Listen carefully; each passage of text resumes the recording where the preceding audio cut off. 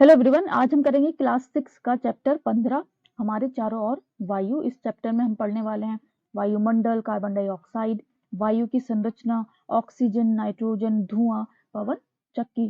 So now जैसे कि हमें पता है कि जो वायु है, जो हवा है, उसे हम देख नहीं सकते, हम सिर्फ उसको महसूस कर सकते हैं। तो जैसे कि ये फिरकियां हैं, इन फिरकियों का घूमना हमें ये बताता है कि कैसे वायु के माध्यम से ये फिरकियां घूम रही हैं, यानी कि वायु की वजह से ये घूम रही है, पर वायु इसके आसपास हमें दिखाई नहीं देती है।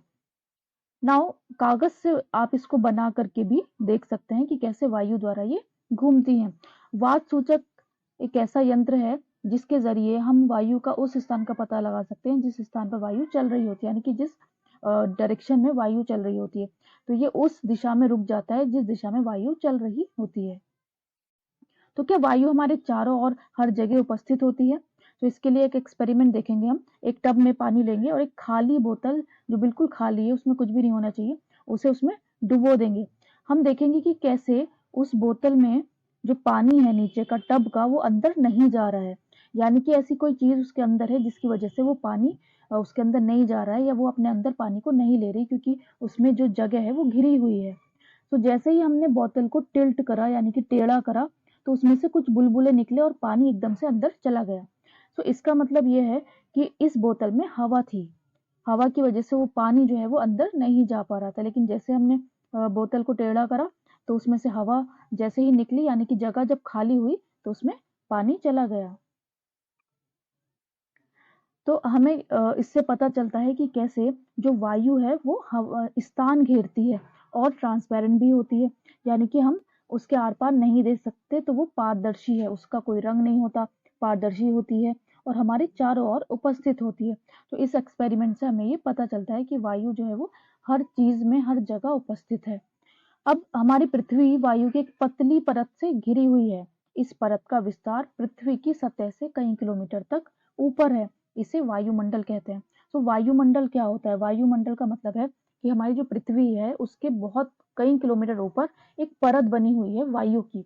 इस वायु की परत को ही हम वायुमंडल कहते हैं। तो कैसे पर्वतारोही जो है, जब वो ऊंचे पर्वतों पर चढ़ते हैं, अपने साथ ऑक्सीजन सिलेंडर लेकर जाते हैं, ऐसा क्यों है? तो इसका रीजन है कि क्योंकि मनुष्य को सांस लेने के लिए ऑक्सीजन चाहिए होती है। अब जैसे जैसे हम पर्वत पर ऊपर चढ़ते हैं, तो ऑक्सीजन का जो लेवल है वो कम होता जाता है, जिसकी वजह से जो पर्वतारोही है वो अपने साथ ऑक्सीजन सिलेंडर को साथ लेकर जाते हैं वहां पर।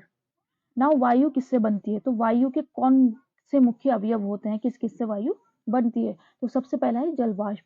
जैसा हमने लास्ट चैप्टर में पढ़ा था कि कैसे जो पानी है वो वाष्प के जरिए वायु में मिल जाता है, तो जल वाष्प भी वायु में विद्यमान होती है। और इसकी उपस्थिति किसके लिए जरूरी होती है? जल चक्र के लिए जरूरी होती है। ऑक्सीजन, सो ऑक्सीजन भी वायु में उपस्थित होती है। तो वायु बेसिकली क्या है? गैसों का एक समूह है जिसमें जलवाष्प होती है, ऑक्सीजन होती है। ऑक्सीजन जलने में सहायक होती है, यानी कि जो जलन प्रक्रिया है उसमें ऑक्सीजन की बहुत महत्वपूर्ण भूमिका होती है। बिना ऑक्सीजन के जलन प्रक्रिया नहीं हो सकती है, कोई भी चीज नहीं जल सकती है विदाउट ऑक्सीजन। सो एक एक्सपेरिमेंट है जिसके जरिए हम देख सकते हैं। एक टब है, हमने उसमें पानी लिया, जलती हुई मोमबत्ती रखी और गिलास ढक दिया। ये छोटा गिलास है, सेम ऐसे यहाँ पर किया, यहाँ पे बड़ा गिलास ढका। अब हमने देखा कि ये वाली मोमबत्ती इससे ज्यादा देर नहीं जल पाई, यानी कि ये ज्यादा देर जली और ये कम देर जली है मोमबत्ती। थोड़ी देर के बाद ये बुझ गई। अब मोमबत्ती का जलना हमें ये बताता है कि गिलास के अंदर ऑक्सीजन है, और ज्यादा देर जलने का मतलब ये है कि क्योंकि ये बड़ा गिलास है तो इसमें ऑक्सीजन की मात्रा ज्यादा होगी, तो ये ज्यादा देर तक चला, जबकि इसमें ऑक्सीजन की मात्रा कम थी तो ये कम देर तक चला। और जैसे ही मोमबत्ती बुझी, इसके अंदर पानी जो है वो एंटर कर गया, यानी कि ऊपर चला गया। तो पानी का ऊपर जाना ये बताता है, बिना गिलास को टेढ़ा करे पानी ऊपर चला गया। इसका मतलब यह है कि इसके अंदर जो ऑक्सीजन थी वो जलन प्रक्रिया द्वारा यूज हो गई। अब इसमें जो खाली स्थान बचा उसमें पानी भर गया। नाउ सो अब जो रिक्त स्थान बचा था उसमें तो पानी चढ़ गया ऊपर, इसके अलावा अभी भी थोड़ा सा जो खाली जगह है वो बची हुई है, तो उस जगह में हमारी नाइट्रोजन गैस है। तो जैसे वायु का एक बड़ा भाग अब भी ग्लास में शेष रह जाता है, जो वायु उसमें क्या होती है, उसमें नाइट्रोजन गैस होती है। वो नाइट्रोजन गैस जो है स्थान घेरती है। ये भी नाइट्रोजन गैस की अगर हम बात करें, तो नाइट्रोजन गैस हमारी 4/5वां भाग घेरता है वायु का, यानी कि वायु के 4/5वें भाग में नाइट्रोजन गैस होती है और सबसे ज्यादा पाई जाने वाली गैस वायु में नाइट्रोजन गैस ही होती है। नेक्स्ट है कार्बन डाइऑक्साइड गैस। तो ये गैस बहुत कम मात्रा में होती है और ये गैस हम इसको तब महसूस करते हैं जब कोई लकड़ी या फिर कोयला हम जलाते हैं रूम में, और बंद रूम अगर वो होता है, आपका कमरा बंद है वो, तो आपको घुटन महसूस होने लगेगी, क्योंकि कार्बन डाइऑक्साइड की मात्रा जो है वो अधिक होने लगी है, यानी कि कोयला या लकड़ी के जलने से कार्बन डाइऑक्साइड उत्पन्न होती है। नाउ हमारे चारों ओर की जो वायु है, एक छोटा अवयव कार्बन डाइऑक्साइड, यानी कि बहुत छोटा अवयव है कार्बन डाइऑक्साइड। पादप एवं जंतु श्वसन क्रिया में ऑक्सीजन का उपयोग करते हैं और कार्बन डाइऑक्साइड बनाते हैं। अब कार्बन डाइऑक्साइड का यूज क्या है? तो मनुष्य कार्बन डाइऑक्साइड को छोड़ते हैं और ऑक्सीजन को ग्रहण करते हैं, जबकि जो प्लांट होते हैं वो कार्बन डाइऑक्साइड की सहायता से प्रकाश संश्लेषण प्रक्रिया करते हैं और जिसमें बहुत बड़ी मात्रा में ऑक्सीजन बनाते हैं। तो इस तरीके से जो मनुष्य है वो पादपों पे निर्भर है। ना धुआं और धूल की अगर हम बात करें, तो ईंधन और पदार्थों की जलने से जो धुआं उत्पन्न होता है वो वायु में मिल जाता है। इसके अलावा कुछ धूल के कण भी वायु में मिल जाते हैं। जो कारखाने होते हैं उसकी चिमनियों से निकलने वाला धुआं उसमें मिल जाता है। वायु में धूल के कण भी उपस्थित रहते हैं। नाउ आपने देखा होगा कोई बंद कमरा है, अगर उसमें थोड़ा सा भी छेद है तो आप उसमें देखेंगे कि प्रकाश आ रहा है। उस प्रकाश को अगर आप ध्यान से देखें तो उसमें छोटे छोटे धूल के कण आपको दिखाई देंगे।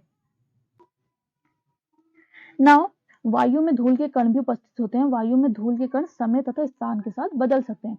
अब जब हम नाक से सांस लेते हैं तो हम वायु अंदर लेते हैं, तो धूल के कणों को श्वसन तंत्र में जाने से रोकने के लिए हमारी नाक में छोटे छोटे बाल और श्लेष्मा उपस्थित होती है, जिसकी वजह से जो धूल के कण है वो हमारे अंदर नहीं जा पाते हैं। इसीलिए मुंह से सांस लेने के लिए मना किया जाता है, कि ताकि जो धूल के कण है वो हमारे अंदर ना चले जाएं। ये पुलिसकर्मी है जिसने मास्क लगाया हुआ है, क्योंकि चौराहे पे बहुत सारा पोल्यूशन होता है, धूल होती है, जिसकी वजह से वो हमारी बॉडी के लिए हानिकारक होती है। सो अब हमें ये निष्कर्ष निकलता है कि जो वायु है वो गैसों का मिश्रण है, और वायु में क्या क्या उपस्थित होता है? जलवाष्प उपस्थित होती है, धूल के कण हैं, और नाइट्रोजन, ऑक्सीजन, थोड़ी मात्रा में कार्बन डाइऑक्साइड गैस भी उपस्थित होती है। वायु की संरचना में स्थानीय भिन्नता हो सकती है। तो वायु में नाइट्रोजन, ऑक्सीजन की मात्रा अधिक होती है, यानी कि जो वायु है उसमें ऑक्सीजन और नाइट्रोजन की मात्रा अधिक होती है, जबकि कार्बन डाइऑक्साइड की बहुत कम मात्रा होती है। सो ये दोनों मिलकर 99% भाग बनाती है और 1% बनाती है कार्बन डाइऑक्साइड, जलवाष्प, धूल के कण और अन्य गैसें। ये देखिए, सो जो नाइट्रोजन है हमारी वो 78% होती है वायु में, 21% हमारी होती है ऑक्सीजन, जबकि 1% हमारी कार्बन डाइऑक्साइड और जलवाष्प, दूसरी अन्य गैसेज होती हैं। तो पानी तथा मिट्टी में रहने वाले जीवों और पौधों को ऑक्सीजन कैसे मिलती है? तो जैसे हम पिछले चैप्टर में भी पढ़ चुके हैं कि कैसे जो पानी होता है उसमें वायु विद्यमान होती है, यानी कि ऑक्सीजन होती है। ये देखिए पानी में जो बुलबुले दिख रहे हैं, ये इसका मतलब है कि पानी में ऑक्सीजन है। नाउ ये जो बुलबुले हैं पानी में घुली हुई वायु के कारण बनते हैं। तो जब आप पानी गर्म करते हैं तो घुली हुई वायु बुलबुलों के रूप में बाहर आ जाती है, और पानी जो है ज्यादा गर्म अगर आप पानी को करें तो वाष्प में परिवर्तित हो जाती है। सो ये जो पानी है वो वाष्प में परिवर्तित हो जाता है आपका। नाउ जो जीव पानी में रहते हैं वो श्वसन के लिए पानी में जो घुली हुई ऑक्सीजन है उसका उपयोग करते हैं। जो जीव गहरी मिट्टी के अंदर रहते हैं उन्हें भी सांस लेने के लिए ऑक्सीजन की आवश्यकता होती है, तो वो क्या करते हैं? नाउ जब मिट्टी के ढेले पर पानी छिड़का जाता है तो वो जो वायु है वो मिट्टी में विस्थापित हो जाती है, यानी कि उसके अंदर चली जाती है। तो मिट्टी के अंदर पाए जाने वाले जीव एवं पौधे की जड़ें श्वसन के लिए उसी वायु का उपयोग करते हैं। मिट्टी के जीव गहरी मिट्टी में बहुत सी मांद या छिद्र बना लेते हैं, जिसकी वजह से वो वायु को अंदर बाहर ले सकते हैं। अब कभी कभी ऐसा होता है बहुत ज्यादा बारिश हो जाती है तो वो छिद्रों में क्या भर जाता है? पानी भर जाता है, जिसकी वजह से उन्हें सांस लेने में दिक्कत होती है। तब वो क्या करते हैं? वो जमीन पर आने लगते हैं और सांस लेने के लिए उन्हें जमीन पर आना पड़ता है उस टाइम पे। तो यही रीजन है कि आपने देखा होगा जो केंचुए हैं वो भारी वर्षा के समय बाहर निकल आते हैं, क्योंकि मिट्टी में क्या भर जाता है? पानी भर जाता है और उन्हें सांस लेने में दिक्कत होती है। नाउ मिट्टी में भी वायु उपस्थित होती है। ये देखिए वायुमंडल में ऑक्सीजन कैसे प्रतिस्थापित होती है।